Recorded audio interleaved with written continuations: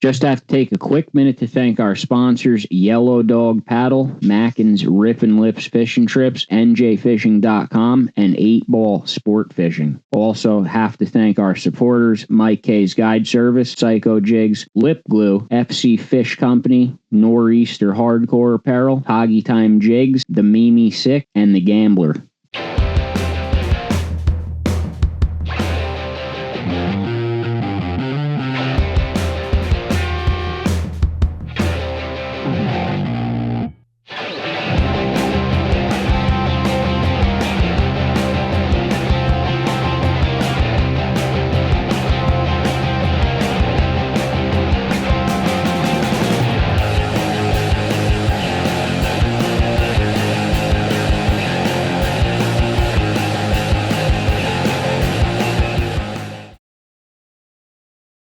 Eddie Mackin's Rip and Lips Fishing Trips continuing to smash the walleye and hybrids on the night bite, and Eddie's getting some nice fish during the daylight now too.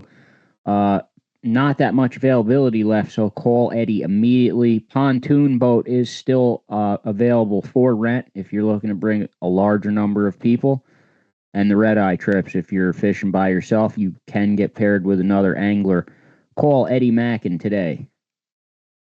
YellowDogPaddle.com offering a bunch of new stuff, has a frequent flyer pass great for retirees, can go on a few different trips in different seasons, save some money. Mike's been fishing RV, has caught brown trout in the past couple weeks, up to 24 inches.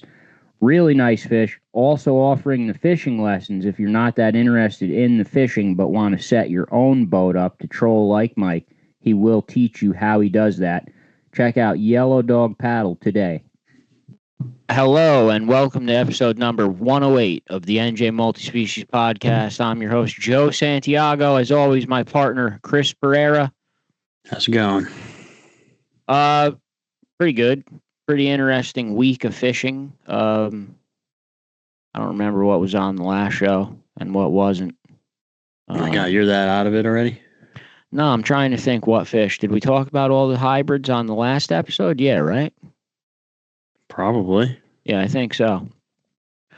So I moved on to, I'm not even going to say where I was. I'm just going to say I went fishing. If you look at the picture, it won't be hard to figure it out. But took my kids out for Father's Day, something we do every year, family tradition. It was raining, but the forecast kind of said it was going to stop. So I said, all right, they'll be okay for an hour, and then we'll have nice weather. It wasn't the case. Rained all day. We left the house 6 a.m. They didn't get home till 6 p.m., so they were out for 12 hours, but they hammered fish. I mean, all day, every species. I caught fish. My wife caught fish. It was just an awesome day. Amazing. Great Father's Day all around. Especially multi-species wise, it was phenomenal. Other than largemouth bass, that was the only fish we didn't catch, really, from there. And a pickerel, we didn't get one of those. But crappie. No crappie. Yeah, we caught all the usuals for right now. Nothing like unique really. But they annoyed the shit out of me with the sunny fish. I couldn't believe how much my kids annoyed me with the sunny fishing. We're out there, they're catching smallies, they're catching salmon, they're catching lake trout. Every hour, though, still, Dad, can we go in close to get sunfish? Like, they want to go. I said, when we're totally, like, at a bait, I'll go in and I'll let you guys, because I had one package of worms. I'm like, I'll go in, I'll let you guys cast. That ended up turning into just 2 hours of them because I didn't really take into account that the worms were not being lost off the hook. So one half of a worm was catching 10 sunfish. So I was saying, oh, they're going to go right through this. But they hammered sunfish for hours, loved it. So yeah, it was awesome. Great Father's Day and just awesome fishing all around. It's kind of crazy though.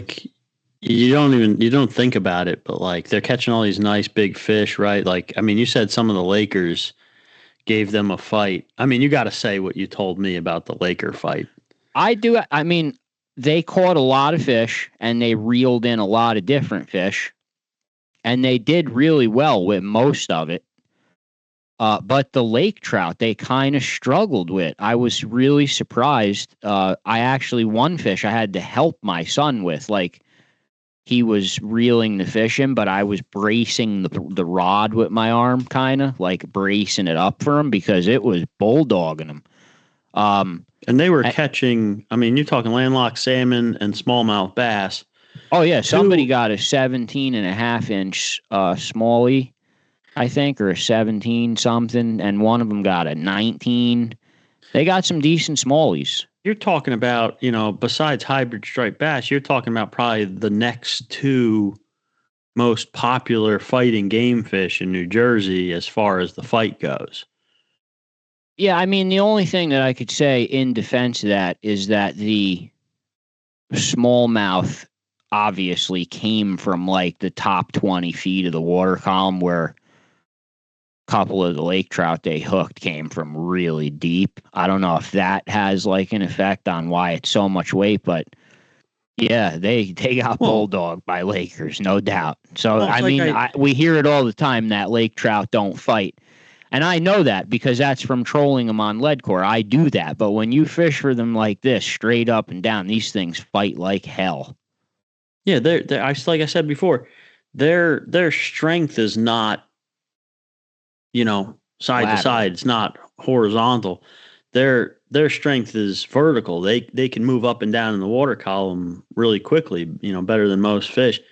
So when you hook them straight up and down or deep, I mean, they bulldog you. They pull you back down to the bottom. They the smallie, the reason they had an easier time with the smallies because the smallies and the salmon, they're going to go all over the place. They might even swim towards the boat. Then you just got to reel fast enough to keep up with them. I don't think I've never had a lake trout swim up towards the boat while I'm fighting it. They always try to pull you down. Yeah. And, I don't know. It was just, I was impressed that they were a couple times asked for help, and those couple times were all lake trout.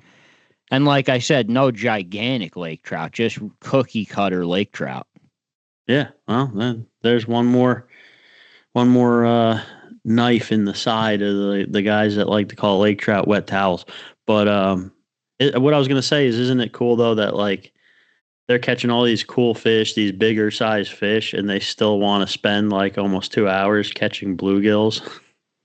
They don't get tired of it. Now they're asking their mother, like when I'm not home, because there's a pond like really close to my house. Like I won't be home now. They're at, Mom, can you take us to the pond? Like they think they know how to like do it. Like, like they're going by themselves now without me.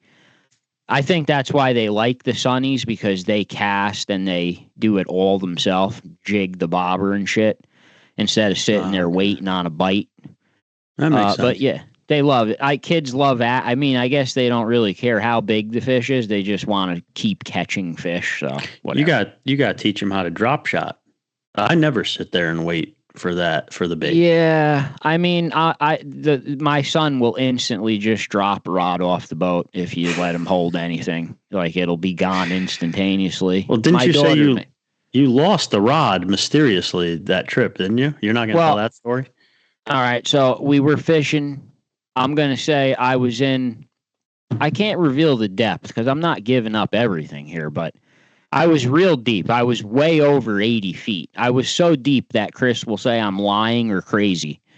But, the kids hooked a salmon on a down rod off one side of the boat. It was like a 15-inch salmon. They landed it, got it up. I looked to the other side of the boat, and the rod that was by my wife was gone. It's just gone, vanished. It was a slip bobber setup, gone. And I'm freak. It's a St. Croix Avid rod with like a Fluger reel. It's a really nice rod. I had such a nice Father's Day. They caught all these fish. It was a great day, and now it's freaking destroyed. So I real quickly, just instinctively, I tied 5 quarter-ounce slip sinkers, just shit I could find, to a rod, put a blue fox on the end of it, and I trolled back and forth, just dragging the bottom real slow. And the next thing you know, I'm fighting something. I'm feeling head shake, And my wife is screaming in joy, going, "Oh my God, you got the rod!" I'm like, "This can't be the rod. It's fighting. It's like it's a fish. I snagged a fish on the bottom." So I'm reeling it up, reeling it up, reeling it up. I'm like, it's still fighting. I see it. It's the slip bobber from the rod that was lost. I'm saying, "Oh my God, impossible!" Grab the slip bobber, grab the right side of the slip bobber because I know that's the side the pole is on. Pull it up, get the rod back, and now I'm fighting a lake trout that's on this rod. So I was furious that someone kicked the rod off the boat, but after seeing what happened now, I'm thinking a lake trout ripped it off the boat while we weren't paying attention. Or a lake trout ate it while it was down at the bottom of Davy Jones' locker. I don't know. We'll never know. But we got the rod back, and it's an incredible fishing story. I think in like 10, 15, maybe 20 years, one of your kids or your wife is going to admit to you that they knocked that rod over into the water somehow. But yeah, until but how then, would it get the fit? I don't get the fit. Like, it's got a bait on it. I mean, the prime suspect was my wife. Like, everyone on board was ready to mutiny her over because she was next to that rod. So, like, she was being blamed for this. But seeing the fish come up on it, like, saved her ass because now, maybe the fish did it. So, Mom was saved by that lake trout. However, it mysteriously got on there. You know what's the craziest part about this whole thing is?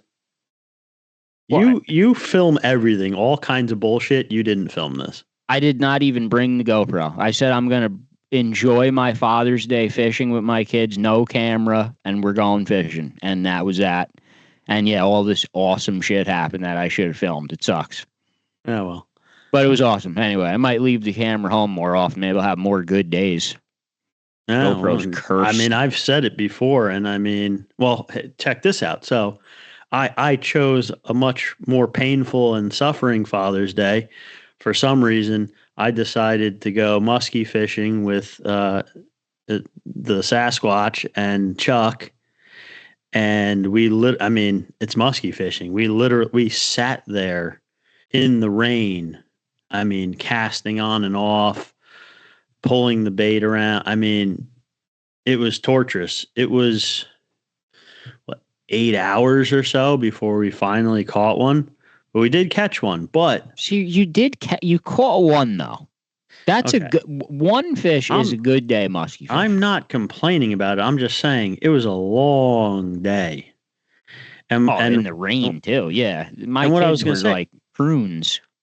Oh, it was. I mean, everything's wet. Like you try to take food out, it just gets wet. Like it didn't stop. It hasn't stopped raining in like 8 days. It's crazy.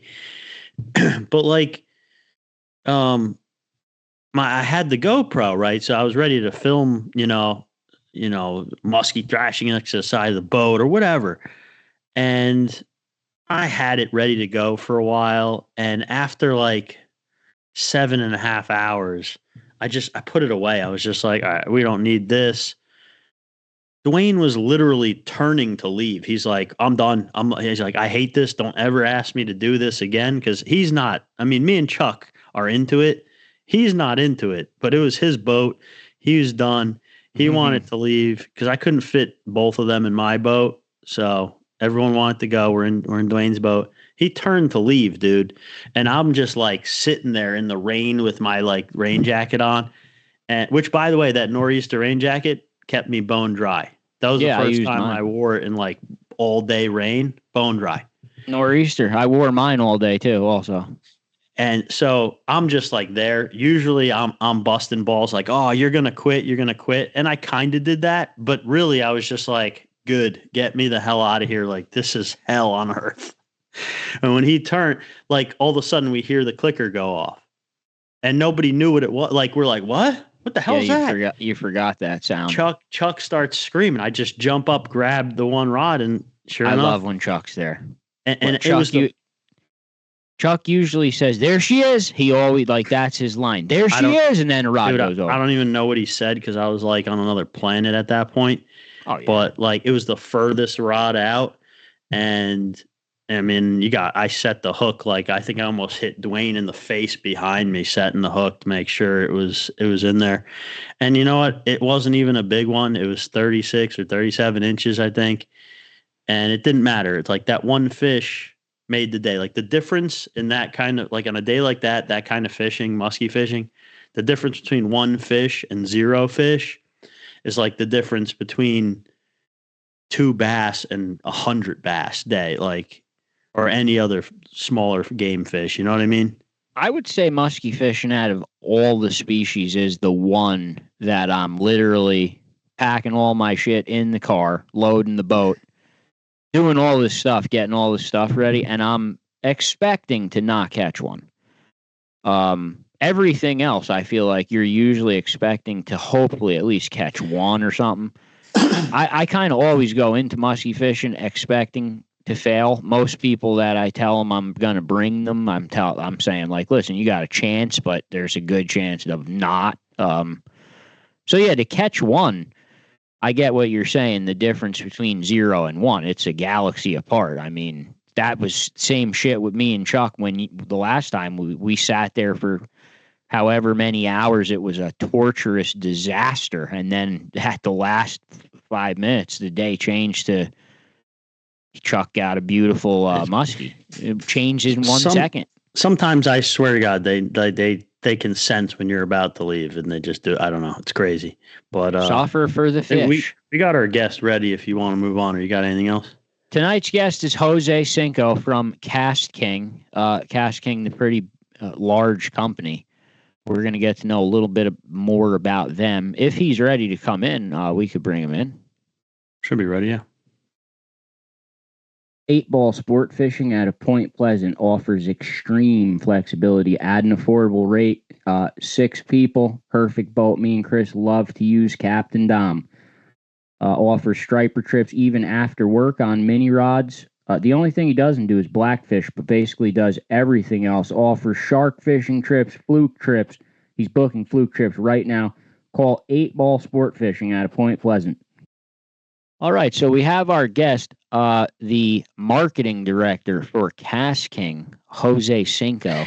You told him twice, and he still screwed it up, right? Did I? All right, correct him. Go ahead. We do this all the time. That's the content marketing manager. Content marketing manager for KastKing. I got the company right. That's the most important part. KastKing. There you go. Josè Cinco, welcome to the NJ Multispecies podcast. I know we've been supposed to have you on here for a while, but we've had a bunch of mistakes, mostly my fault. But you're finally here. Yeah, absolutely. Thanks for having me. It's all good. Appreciate it. But yeah, thanks for having me on. Yeah, we know you're real busy, but I'm going to throw you right into the hot seat. The way I found KastKing was on Amazon looking for a net for my boat. I came across the KastKing Brutus. That net, I saw the price of the net, and I was really skeptical because it was only, I think it was $55, rubber basket, extendable handle. I said, for $55, this is going to be a piece of shit. That's basically what I'd say. I'd never even heard of KastKing, but it looked so nice that I said, for that money, I'll try it.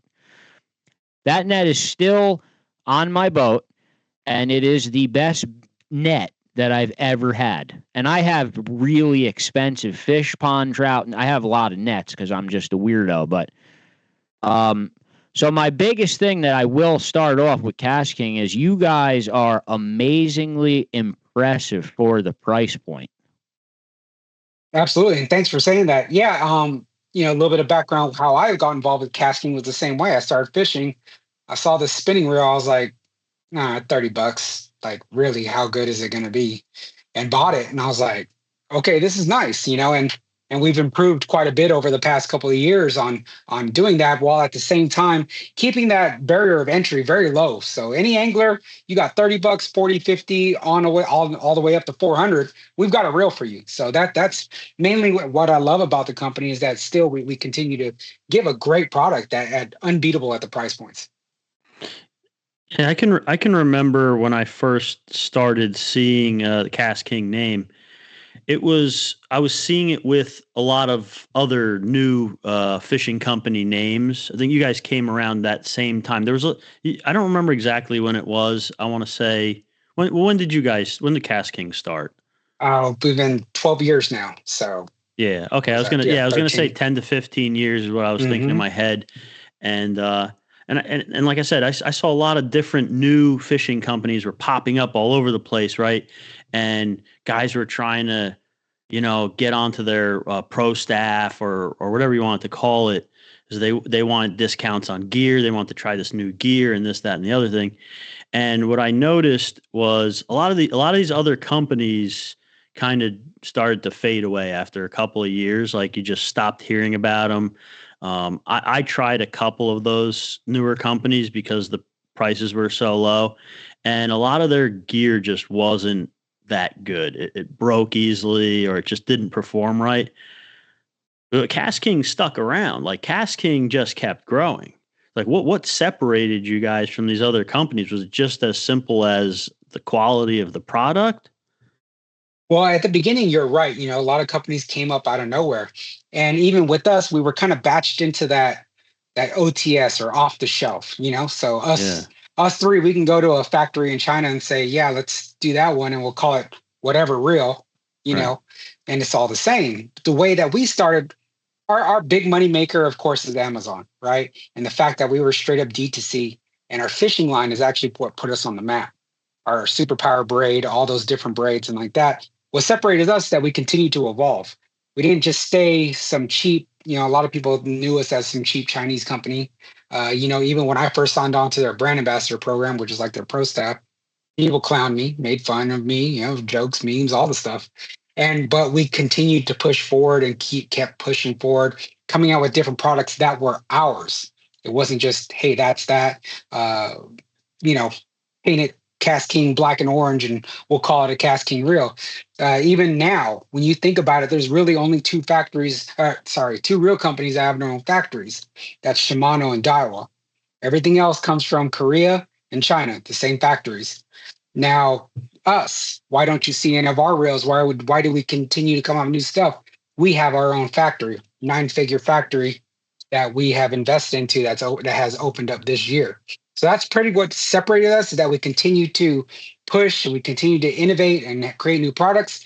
But at the same time, we brought in people from the States, people from the fishing industry in the States to help us mold and become to what we are. And plus, the signing of the major pros that we have helps also too. Now that the major factory like that, everything's coming from that one building, like the tackle bags, the nets, the reels.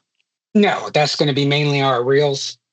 Okay, of course, yeah, reels and some other products, but mainly our reels, because we don't want to have that technology to go across to anyone. Our fishing line and everything is different companies. Same thing with our tools and accessories, but we have these built-up relationships so that no other company can go in and just copy our everything that's ours. Is there like patents involved in this, or? Yes, all of it. Patents, proprietary technologies, but a lot of the patents on the stuff that we do have, that's like our A&B braking system. That's our fly-out arc finesse system. All that's our technology. That's our stuff. So like KastKing started out as one of these companies that, like I said, most of them have kind of like faded away or are still around, but everyone kind of knows that it's a much cheaper like option. And KastKing's come, and I mean, you guys are coming up and kind of going toe to toe with a lot of the bigger companies and a lot of this stuff, and including, this technology that, like you said, is your own. Like your guys invented it or modernized it or perfected it or whatever. That's pretty cool. Yeah, absolutely. And a lot of it is because we are a small challenger brand. We can move a lot quickly. Nothing against these bigger companies, but you have these big corporations, you have corporate red tape. Look at the Deadbolt, our reel with no drag, it's direct drive. That went from a piece of paper on a napkin. Less than 11 months, it was in the consumer hands. Wait a minute, how does it not have a drag? I don't even know what that is. It's direct drive. So there is no drag. Joe, picture this, right? what does Frank Mahalik tell you when you're going black fishing with the bait, with the heavy gear? Put the drag on murder. Why bother? Now you don't have to if you have one of those, right? Oh, so it's just set to full? There is no set. There's no drag. It's just direct drive. The turning hand, there is no drive. And a lot of people say, well, that's stupid. That's dumb. But, well, look at bass fishing, right? You're frogging 65-pound braid on a 2-pound fish. How much drag are you using? And then people say, oh, well, what if I catch an 11-pounder? Okay, so that what if, that once-in-a-lifetime fish, that's what you're banking on, or you want to talk shit about? That's not what it really is. So it's for specialized fishing. Snakehead guys love it. Anything to where, like you said, you're going to murder that drag down. And let's be honest, are you backing off that drag at the end of the day, like they tell you to, and then resetting it every time you go on the water? No, you're going to crank it down. And a lot of the pros, these pro bass fishermen, they're taking pliers to it and just as hard as they can. I mean, you want to talk about frying your gear, that's a good way to do it. So yeah, for certain techniques, why not just eliminate the drag? I think that's actually a really great idea. I mean, like you said, it's a specialized technique. It's not for everything. No. Even for the blackfish, like I just said to Joe, do you saltwater fish too, I'm assuming, or not too much? On the West Coast, not too much East Coast, and a little bit on the Gulf. It sounds perfect for snakeheads for sure. Snakeheads, anything is frog, yeah. Anything that you don't want to let the fish run, you're using heavier line. Right. Instead, if you're cranking your regular drag down and crushing those discs, I mean, you're just putting wear and tear on it. You've got one of these reels, you don't have to worry about it. It's already set that way, and there's nothing to break. Right. I mean, that's pretty Absolutely. Cool. Absolutely. And it's pretty unbelievable how you just said it. It was just a concept on a napkin, and now it's a real thing. Like it just starts all as an idea. Mm-hmm. Like, are most of the ideas original, or like where's the idea for that net come up from? Like, I don't. So the net, we actually have Scott Thomas. He's our product development of nets, tools, and accessories like that. He has been in the industry for decades, well over 3 decades.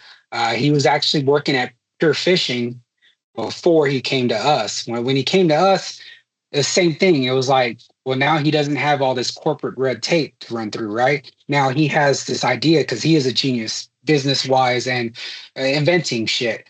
Boom, I got this idea. All right, let me go to the factory. Can we make this? Yeah, we can make it. And then it just goes. Same thing with our line guy. If you guys are familiar with Tough Line, right? There's so many old folks that I almost got in an argument with the guy at Red Crest because he was like, I only use Tough Line. I don't want to look at that. I'm like, it's free. He's like, I only use Tough Line, and it's out of it's gone. It's no longer made. I finally had to say, stop. The guy that invented Tough Line, this is Tough Line 2.0. Like, this is his same thing. He retired. He sold Western Filament. But when we brought him in, it was that flexibility of, hey, we know you've got these wacky ideas that's with our tripolymer line, or you want to invent this new style braid. He's actually the one that brought braid to the commercial fishing. He invented braid pretty much. I don't want to say he invented it, but brought it to commercial fishing. So now he was like, yeah, I could come back because now I have this, full reign of whatever I have an idea wise, we can make it. That's so cool that like these guys, because I'm not a business guy. Like, I can't stand business. Like, if I had a job where I had to sit in a cubicle, I'd be gone. I'd probably walk off a cliff. And like, these guys get caught up, like they love the fishing, they love inventing things for fishing or whatever, and then they get caught up in this like corporate bullshit, and they probably start to hate it. And then they come around and they get the opportunity to work for a company like KastKing, where it's different because they don't have all that red tape. It's got to be revitalizing. I mean, that's cool to hear that story. I wasn't aware of any of this. Yeah, it's a lot of stories that we didn't tell. I mean, even with Al Norker, he retired. He was our president for a while. When you look at the things that he's done, he was at Eagle Claw, the Skeet Race rods, the original ones that came out, the yellow rods that everyone either loved or hated, but it changed fishing. He's the one that designed those rods. Really? When those came out, there was no technique specific bass fishing rod under $100 that was mass produced. that was Al Norker that designed that and made Skeet a lot of damn money off those rods. But he's the one that he's still an advisor to our board, and he is still our rod designer. So all of our rods are designed by Al Norker, and the ideas and stuff that he comes up with in his mind are just amazing. Sometimes it's like, shit, why didn't I think of that? You know what I mean? They're just $1 million ideas. And then small stuff like with the Brutus landing net. We won ICAST last year, just because we added an extra handle to the back. As minute as that is. Yeah. I can't stop talking. And I'm not like sponsored or anything by KastKing. That is the best net ever. The KastKing brew. It's the best net I've ever had on my boat ever. Well, thanks, appreciate that. And just small innovations of it, of the way it's built, and the extra pull-out handle at the end. It's ICAST award winner. It's just small shit like that. Other companies would take 5 to 10 years to develop, versus we're like, oh, you want to add a handle? All right, we make it happen. Now let me ask you this: I've always been annoyed by fishing reels because they've been they look the same for the past 6 years. I was like so excited to finally buy an Avid in a blue, and I'm like, oh my God, I got a blue reel. It's finally not the same as all the other ones. Now you go on KastKing on Amazon, you can get these reels in all kinds of crazy cool colors. Chris, I don't know if you knew this, Chris, or not, but you could get the reels in insane colors. It's like awesome. Like no other reels offer you this color option like this usually.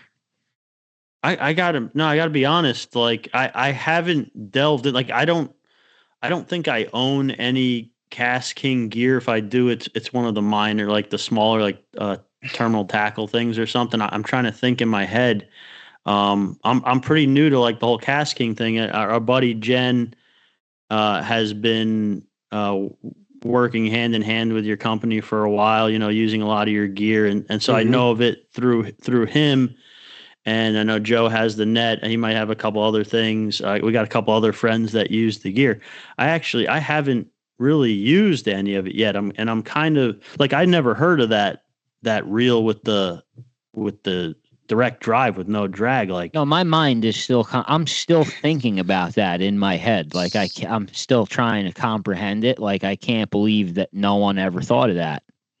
Well, we didn't. So that. I don't know how many years ago, and I don't know exactly the company, but there was a company that did that a long time ago. But everybody hated it, yada, yada, yada. And then they were like, well, we can do it.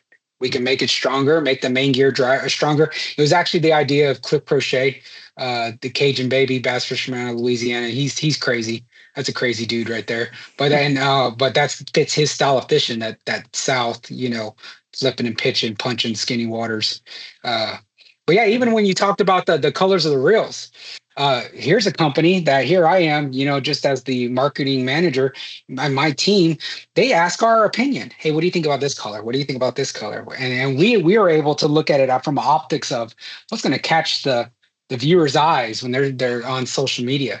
Everyone, and even our reel engineers, they just want those basic, gray, black, the basic stuff, because they're very, old school guys, versus we're like, man, who gives a shit? Like, make it purple. Yeah, I love it. It works on me. Like, I don't even need the reel. I just want it because it's a cool color. Yeah, the purples, the greens, we do. And then they listen to our feedback. I'm like, no, that gray is ugly as shit. Make it a pearlescent, white with that little, and they do it. And they are so cool. They look so cool. Yeah, I guess I could see it both ways, right? So like if I go to the store and I'm looking at reels and I don't know anything else about the reels, and I see one that's like got these like super crazy hot colors and I think it looks cool, I don't know, like do I think it's like, oh, it's kind of like a toy, like I don't want that might not work as well. I don't know, it's the only thing I could think of as to not doing it. No, and for those guys that are like, oh, well, Shimano doesn't have those colors, Daiwa. And to be honest, that's fine. If you're one of those type of guys, we're not trying to appeal to you, We're for the ones that have the open mind, that are like, you know what, I've never used KastKing, but let me give it a shot. And then next thing you know, they're like, shit, Josè, I should have listened to you a long time ago. Like, it's legit. Like, I spent $100 and this reel is freaking legit. And I'm like, yeah. Another thing I think is cool when you do go on Amazon, and I don't know if I should be like promoting Amazon. I know you guys have your own website to buy from, right? But Yeah, either or. I mean, yeah, that's I our mean, I moneymaker use is Amazon. Amazon, but Yeah, when you go on Amazon, the reels are usually separated from saltwater and freshwater, which it'll tell you like this reel is for freshwater, this reel is for saltwater. Um, Obviously, so you don't end up buying a freshwater reel for use in saltwater. But yeah, it separates that, makes that very easy. And like I said, you could get a pretty good reel for around like 65. You can get one for way cheaper than that, but around $65, you guys have a really decent reel.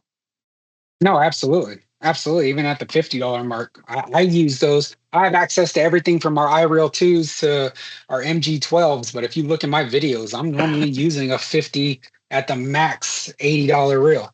And that's Yeah. just because, for one, the color catches. So when people are watching videos, and for two, like it works. Shit, man. Like if some kids watching me, I don't want them to feel like they need to spend $1,000 on a crankbait setup, you know? Yeah. But I bought that one just because it was green. I don't even remember what reel it is, but it's green like a pickle. The Zephyr. The Zephyr, yeah, Zephyr that's it. Seeker, yeah. Yeah, And I those are saw solid reels. Sandy Kennedy was using it, and I Oh, bought yeah? one. She's awesome. And I saw her using that down there, and then I bought one just because I really love the color of it. It was awesome. And it's a solid friggin' reel. You guys got me with the color. I remember that reel, right? And I remember thinking what I just said to you before, like, oh, what was that, like a toy reel? And then you watch her like yank a snake head out of the weeds with it, and you're like, all right, that's legit. Oh yeah, Like, I like that. It just I looks love different. It looks cool. I love the colors. No, mean, that's you've piqued my interest just right here. And like I said, I mean, I'm basically, I'm like a new customer. I haven't used the KastKing stuff. I do remember she did have a little KastKing gripper though, and I remember saying to her, I'm like, because again, when she handed it to me, I'm like, man, this kind of looks like a toy gripper. And then when I used it to pick up a snakehead, I'm like, oh, that's legit. Like, he ain't coming off of there. I think it rotated too. I don't remember, but like, it was legit. Like, it was a lot better than, way back. I had one that I grabbed off the shelf at like Bass Pro Shop or something. That was like their brand name, like straight from China. And the thing was kind of a piece of junk. Like, I mean, it worked kind of, but like if the fish flopped, it came right off. This thing held on. Like, it was legit piece. It was a legit tool.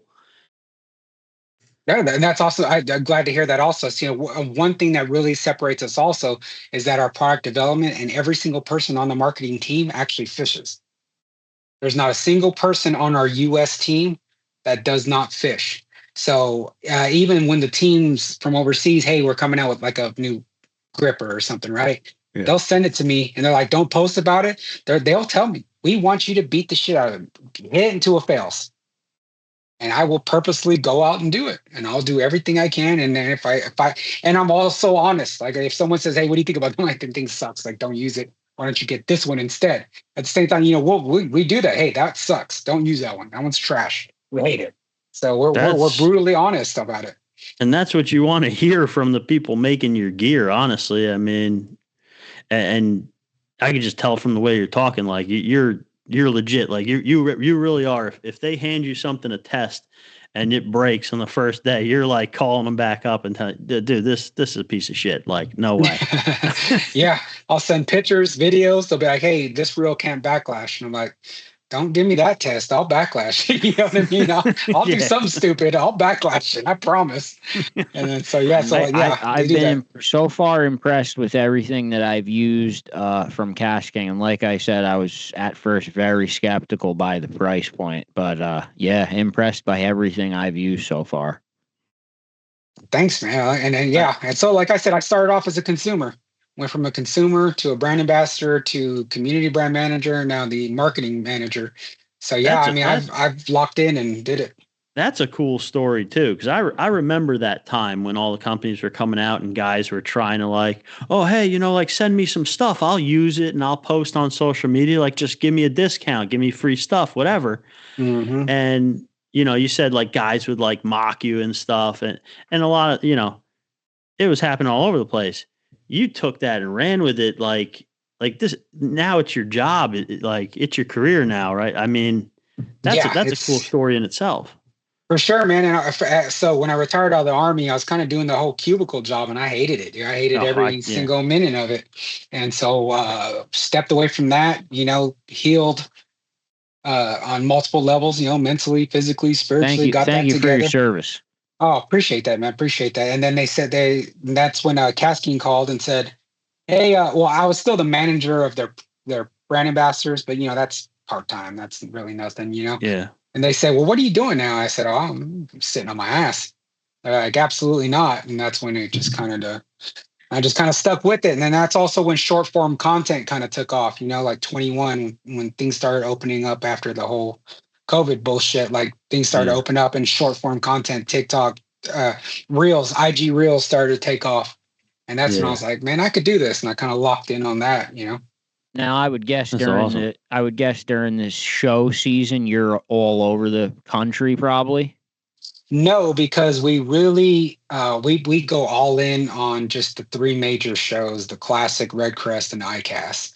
So I know there's tons of shows going on, but yeah, we spend stupid money at those shows, so it's not even from a budget standpoint. Like we couldn't do all of them. So mainly the Classic, Red Crest, and then ICAST coming up next month.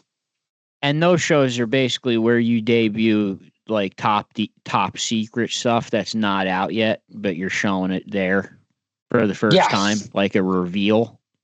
Yeah, ICAST. I mean, the Classic's great because it's busy, but it's just psychotic because it's open to the public, right? And Red Crest just ain't there.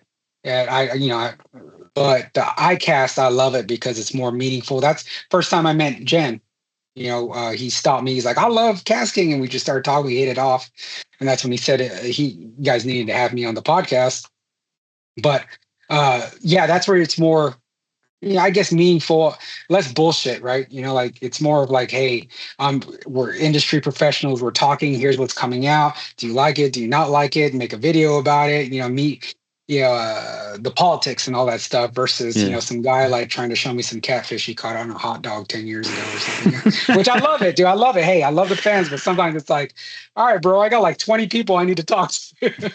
Well, you mentioned the catfish, and I just want to like also point out what I think is really cool is a lot of these companies, obviously for good reason, focus in on like the largemouth bass fishing, like the bass fishing, like everyone likes to bass fish. But we actually started this podcast because of that, because there's too much bass stuff. Like, well, I don't know, Joe probably doesn't really like largemouth bass fishing, but I like it too. Like, I like other things more. But we fish for everything, right?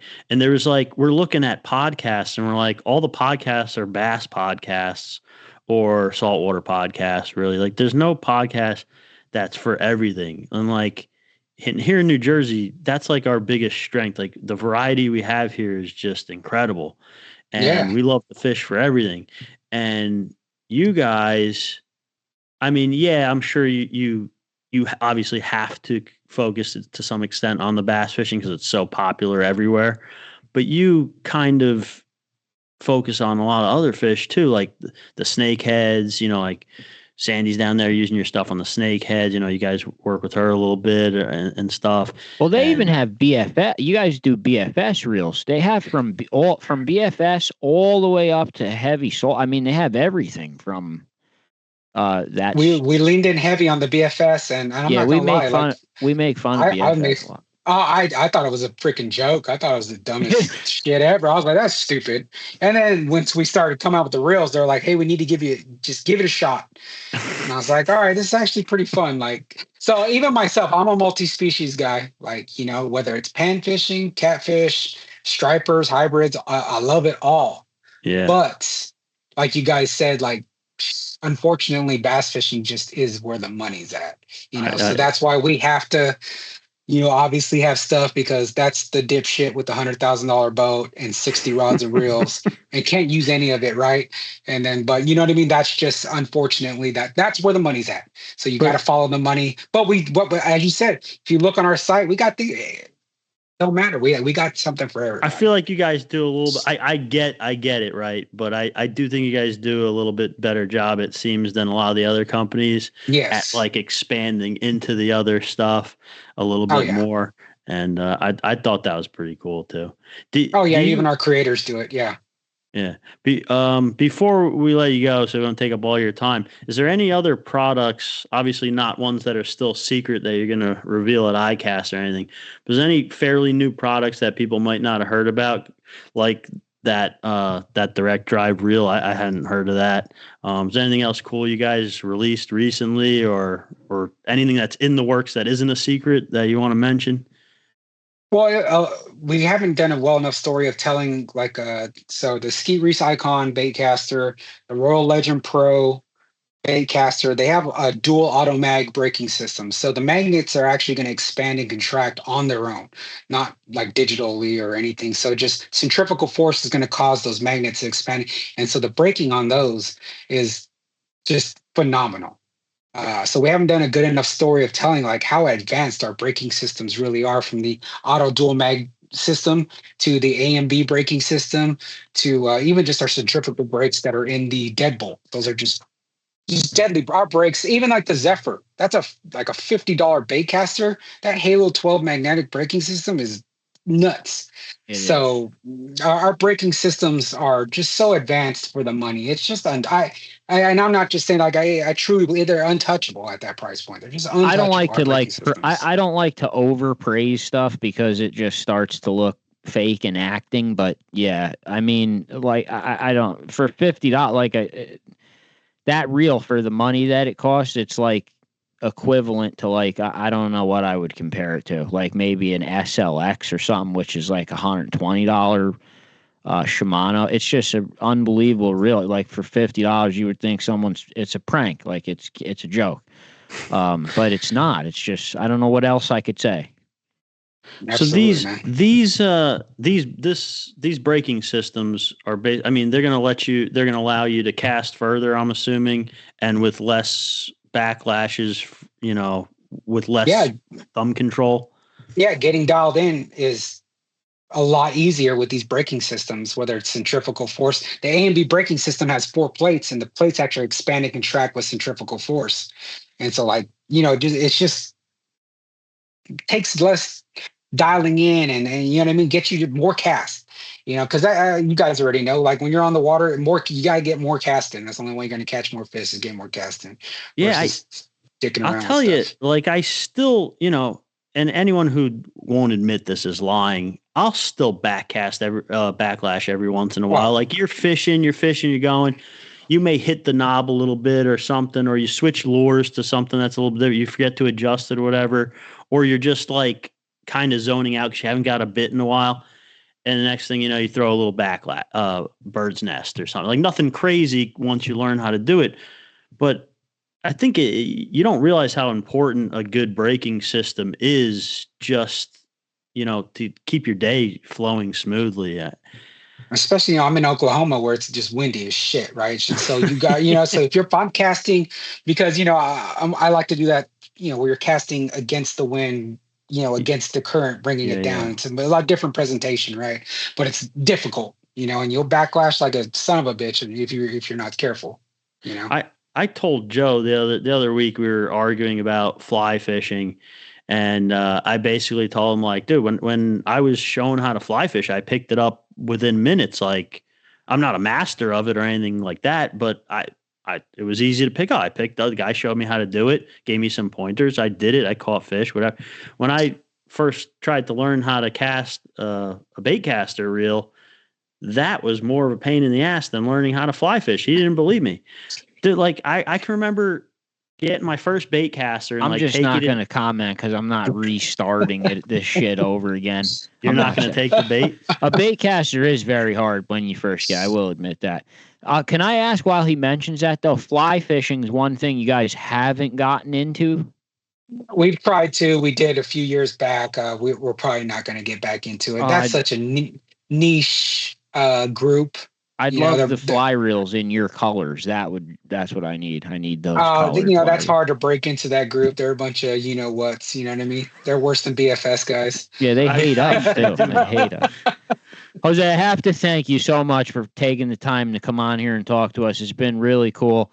I hope that some of our viewers check out some of this KastKing shit because they know me and Chris actually really only talk about stuff we usually only use. For anyone watching, where is the best place to find you and some of your KastKing stuff? Oh, well, KastKing USA across all major platforms. If you want to look for my stuff, it's bait and bougie, bait_n_bougie. I mainly post on IG and Facebook, but come check us out. And if you will want to check us out on the website, Jose KK10 is the code. Save yourself 10%. That's awesome. There you go. 10% off KastKing.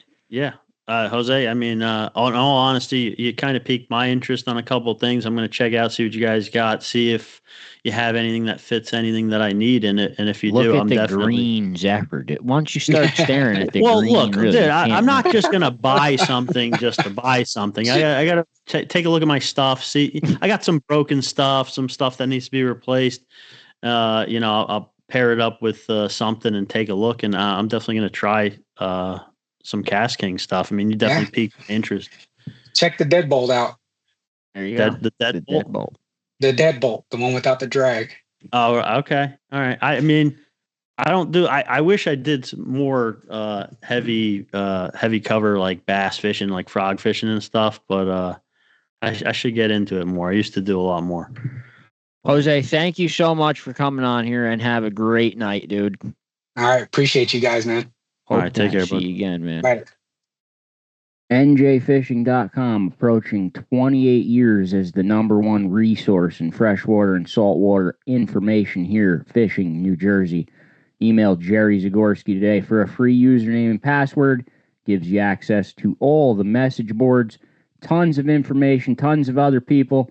If you're looking for a good party boat or charter boat, they are all available on NJF. Check out njfishing.com. All right, so I have my good friend here, Thomas Murphy, who I've been fishing with for years now.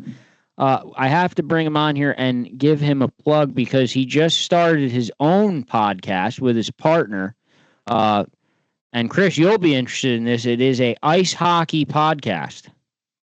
Really? It is, yes. It's called the Blue Shirt Barn. I gave Joe the emblem, so you guys can subscribe.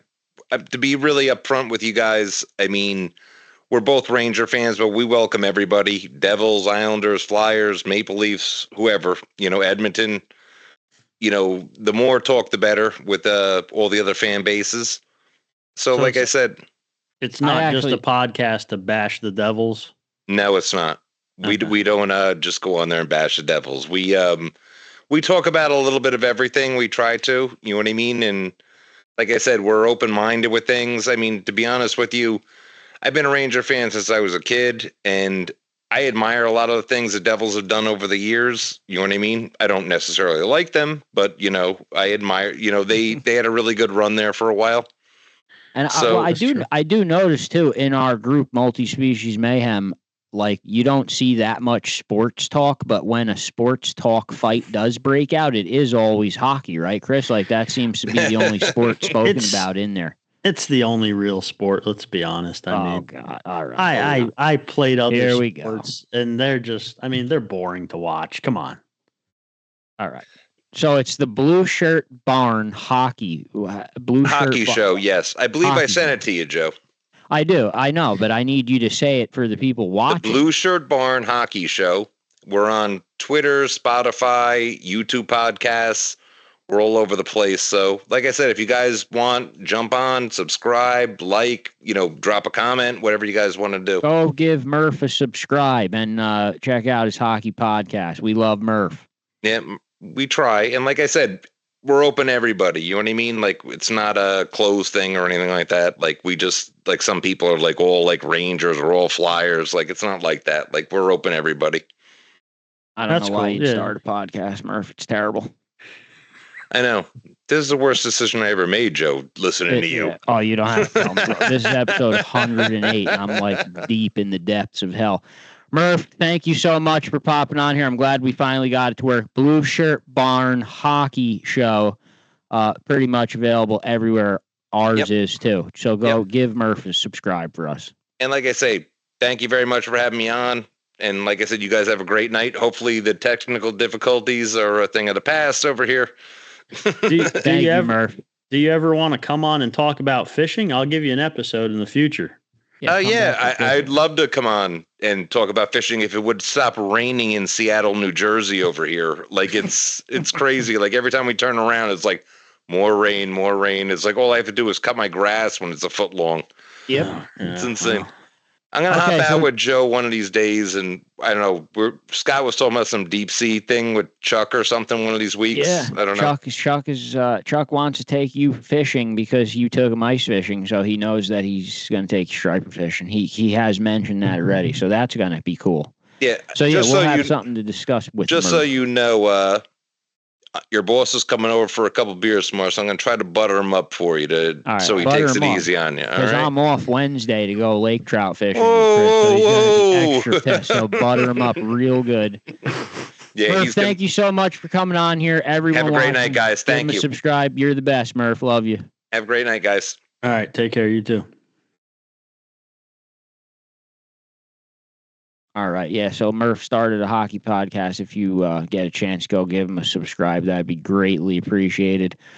The guest, KastKing, pretty cool. I didn't really it didn't strike me how big of a fishing company that really is until he was sitting there and we were talking to him. That's really like a worldwide thing, like a corporation going on, and they make so much stuff from fishing reels all the way to, like you said, fish grippers, fishing bags. So it's got to be an enormous operation. Well, much bigger than what we're used to talking to, Chris. Usually we're talking to the guy that like makes the rods. You know, like that was one of the first times we're talking to like a major player in the industry. No. Yeah, and like I mentioned before, I didn't really realize the difference between, I don't know, business kind of bores me. I don't really I guess I should use the word mass produced. We're usually talking to custom builders. These are mass produced stuff. Well, but they're somewhere in between, which I didn't realize, right? They're not these huge factories that they have no control over, right? The way he explained it, they kind of have their own factory, and they have input. Yeah, because they're not these big corporate companies. They have more input, like you said, and they have more control and more. They can get stuff out faster, like you mentioned, and people may not realize. I know I didn't realize. You see KastKing putting out all these products, and you immediately jump to like, oh, well, the quality probably isn't there. But the couple of things that I've come in contact with and the couple of things that you've used, the quality is there. So, I mean, I'm going to check something out. I'm going to see what I need, like I said, and I'm not going to buy something just to buy it. But the next time I need something, I think I'm going to go and check out KastKing and I'm impressed by it so far, and I'm not impressed easily. I like to complain about shit. Everything from them so far, I have no complaints. The only complaint I have is I will say my whole life with everything, I always have tried to buy American if possible. I know KastKing's going to come from heavy, made deep in China. That's how that price point is getting down there so low. But if it has to go through a quality control, it comes out, it comes out. You just have to get past that barrier of saying it's fine, made in China, which a lot of people don't even give a shit. I mean, I don't. Did you ask him? Because it kind of seemed like he was alluding to the fact that a lot of their stuff didn't go through that process. Oh, Actually, then I'm not 100% sure. I'm just guessing off the price of the stuff that there would be no way it could be made anywhere else on the planet other than there. There's ways around, there's other ways to get prices down. You don't have to just have it made in China by like a sweatshop. I think they have a headquarters in the United States, but I'm pretty sure if you get the product, it's going to say made in China, as most things now do. Hard to avoid.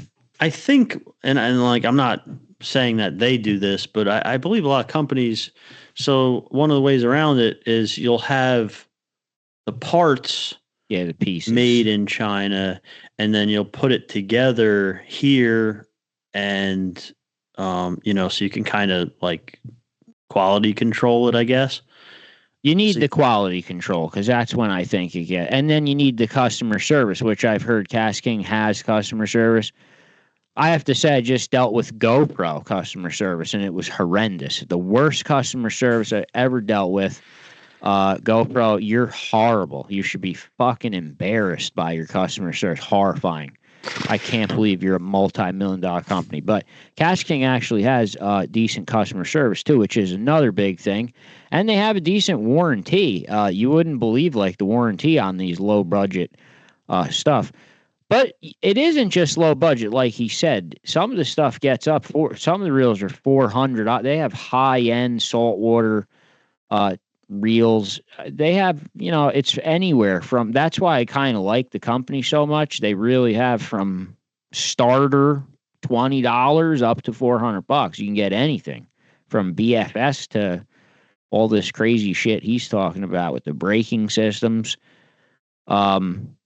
But yeah, that would be my only complaint about it is probably made in China, but it's becoming more and more unavoidable every day, especially when you I don't know why you keep saying that. You should have asked him. I would say I'm 80% sure. I think he said China a few times. Well, yeah, but he was mocking it, so that's what made me think that maybe they had a different process, and now you didn't ask him, and he's gone. He's gone.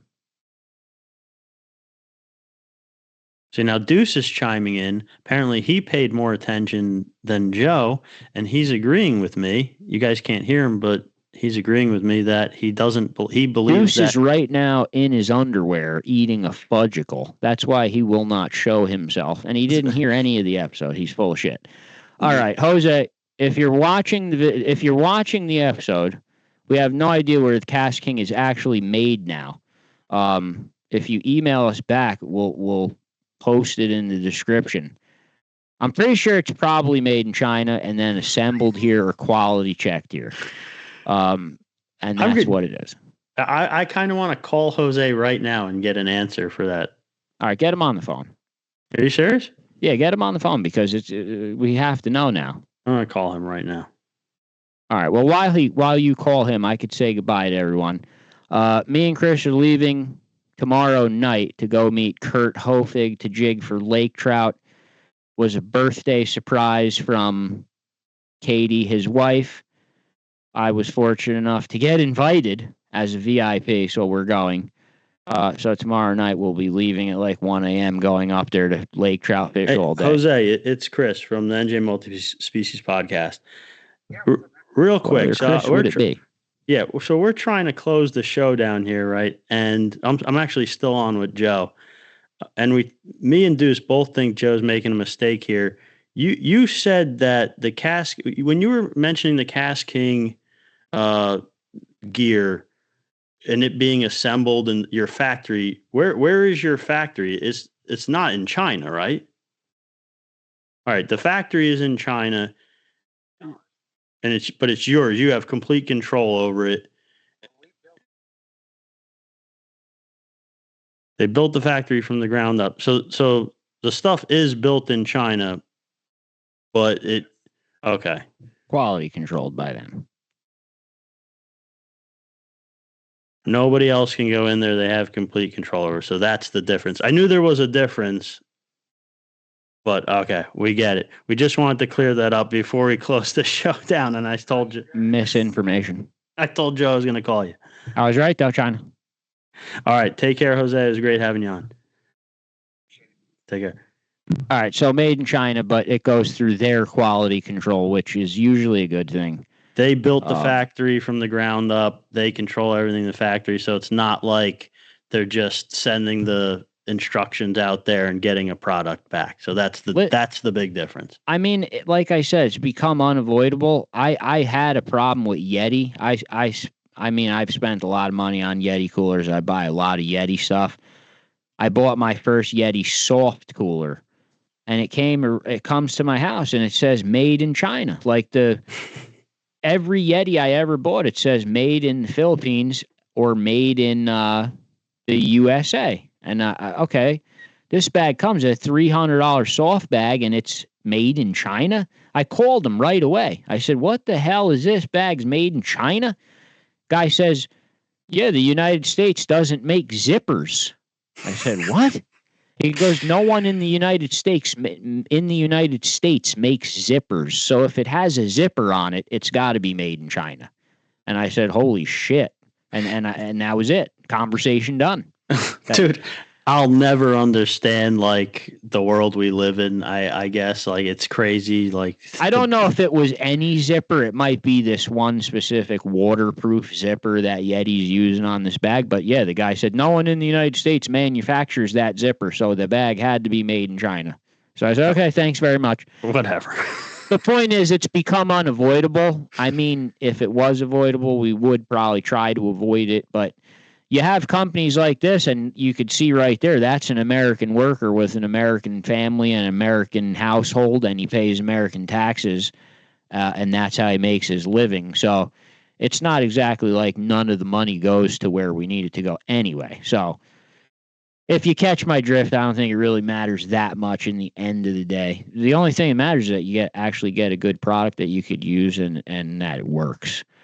Yeah.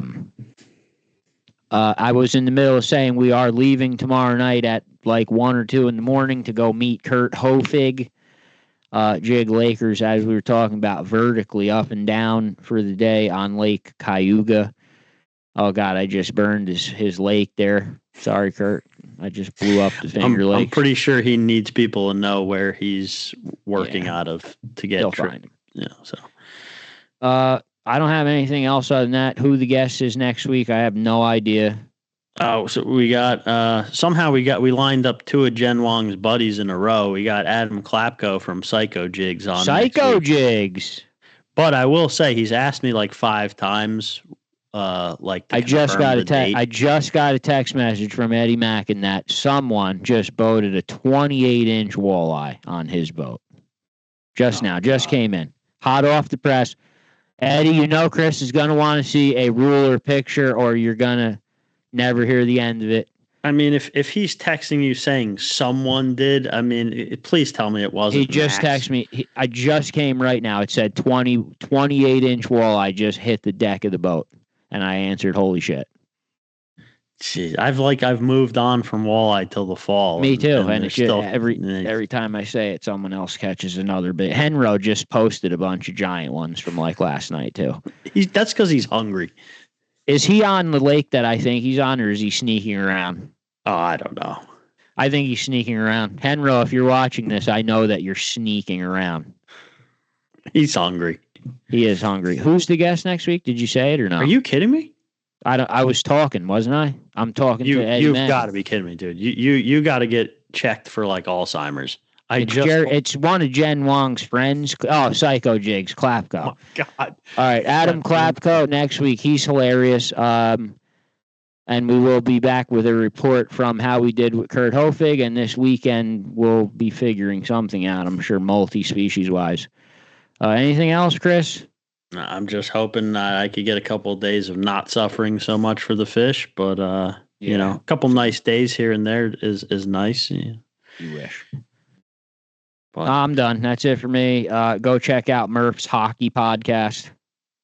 Yeah. All right. And check out KastKing. Check out Josè Cinco and KastKing. Really cool shit for you ever like I can't keep talking about it. It's just too much. I'm just is the show over or not? you go on, you know how you ever go on Temu and it says shop like a millionaire? That's kind of how like KastKing is, because you go on there and you could just afford everything they have.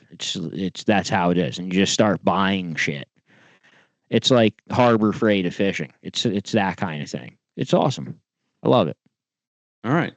It's Can done. I end the show now? It's done. Can I say it? Can I say suffer for the fish? You can say it. Can we end? Yeah. Suffer for end the show. All right.